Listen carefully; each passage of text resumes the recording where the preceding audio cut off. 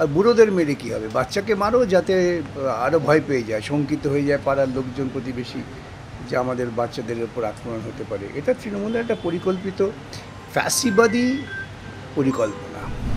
কাউর কিছু হবে না রে বাবা। এই লোকে হইচই করছে বলে কিছু লোককে গ্রেপ্তার দেখাচ্ছে, 3-4 মাস পরে লোকে এটা ভুলে যাবে।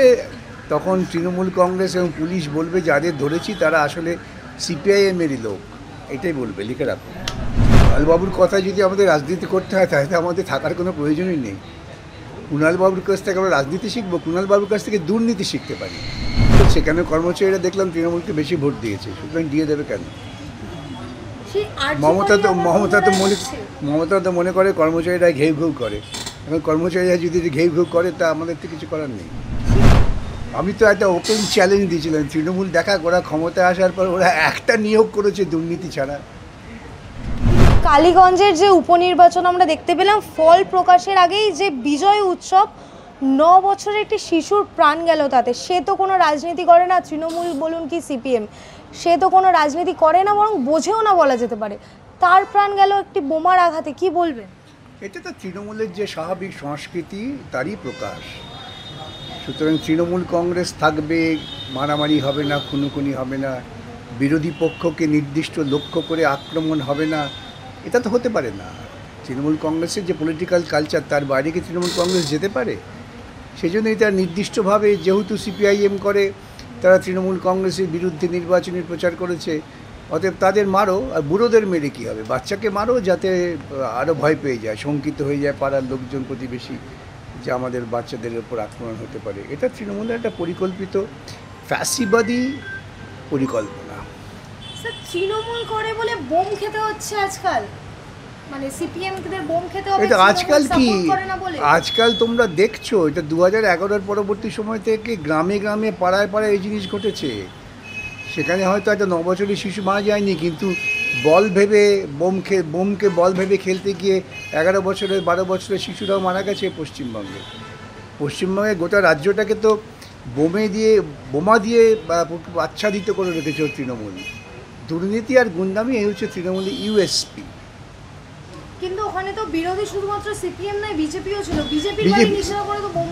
বিজেপি তো ওদের শ্বশুর বাড়ির লোক। তৃণমূল আর বিজেপি হচ্ছে বাপের বাড়ি আর শ্বশুর বাড়ি, ওদের বিরোধটা সেই জায়গায়, আর কিছু না। কিন্তু এফআইআর এ এখনো পর্যন্ত 24 জনের নাম থাকার পরেও ধৃত মাত্র 5। কাউর কিছু হবে না রে বাবা। এই লোকে হইচই করছে বলে কিছু লোককে গ্রেপ্তার দেখাচ্ছে, 3-4 মাস পরে লোকে এটা ভুলে যাবে।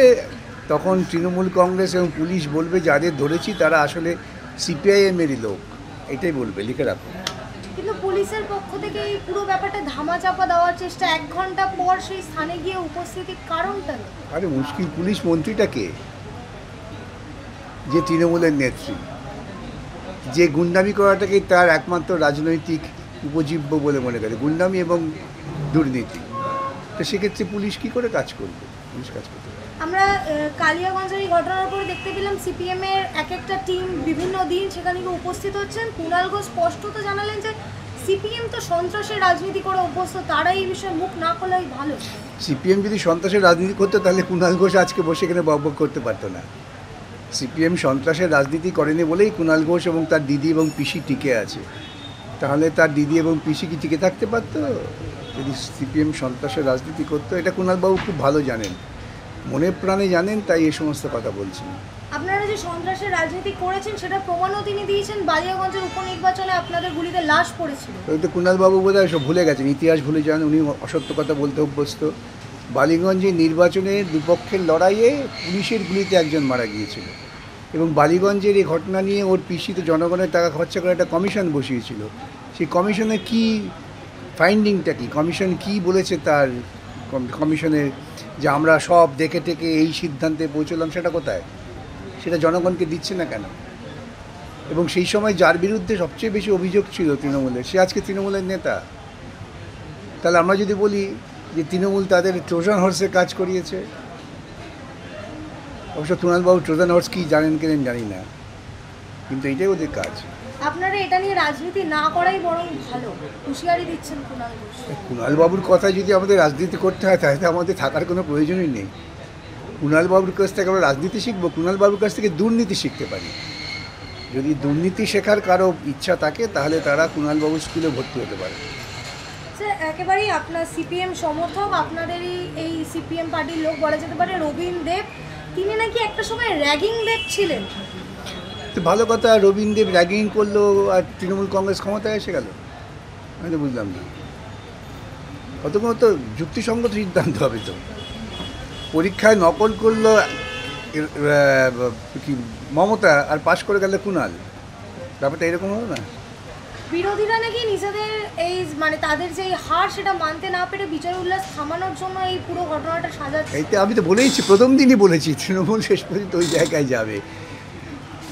স্যার একেবারে আইপ্যাকের পক্ষ থেকে মানে সূত্র মারফত যেমনটা জানা যাচ্ছে, আইপ্যাকের পক্ষ থেকে নাকি সেই তামান্নার পরিবারকে 20 লক্ষ টাকা অফার করা হয়েছিল পুরো এই ঘটনাটা।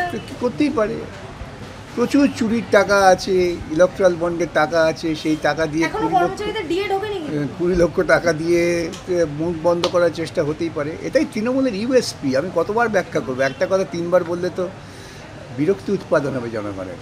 কিন্তু এখনো পর্যন্ত কর্মচারীদের দিয়ে সেই ডিএও কিন্তু ঢোকেনি অ্যাকাউন্টে। ভালো করেছে, কেন কর্মচারীরা দেখলাম তৃণমূলকে বেশি ভোট দিয়েছে, সুতরাং দিয়ে দেবে কেন? মমতা তো মনে করে কর্মচারীরা ঘেউ ঘেউ করে, এখন কর্মচারীরা যদি ঘেউ ঘেউ করে তা আমাদের তো কিছু করার নেই। সেই আরজি করার ঘটনায় তো আবারও সেই পুনর্বৃত্তান্ত আমরা দেখতে পাচ্ছি। একই ঘটনা বারবার দেখতে হবে, বারবার একই কথা বলতে হবে। বলছি এবং এইটাই শেষ বলছি যে তৃণমূল থাকবে, গুন্ডামি, বদমাশি, রাহাজানি, দুর্নীতি এসব হবে না। যারা ভাবেন তারা মূর্খের স্বর্গে বাস করছেন। স্যার একেবারেই অন্য প্রসঙ্গে আসবো। এসএসসির যে শারীর শিক্ষা এবং কর্মশিক্ষা বিভাগ, সিবিআই থার্ড সাপ্লিমেন্টারি চার্জশিটে স্পষ্টত প্রমাণ হয়েছে যে টাকা দিয়ে দুর্নীতি করা হয়েছে। এটা নতুন কথা নাকি এই রাজ্যে? আমি তো একটা ওপেন চ্যালেঞ্জ দিয়েছিলাম, তৃণমূল দেখা ওরা ক্ষমতায় আসার পর ওরা একটা নিয়োগ করেছে দুর্নীতি ছাড়া। তিনি তো পুরোপুরি অস্বীকার করেনি বারংবার যে আপনারাই এই চাকরি খেয়েছেন। পাগল তো অনেক কথা বলে। আমরা কালীঘাটের লোক তো, আমরা কালীঘাটে পাগল দেখে অভ্যস্ত, পাগল দেখে বড় হয়েছি। আরেকটা পাগল দেখছি ক্ষমতায় আছে।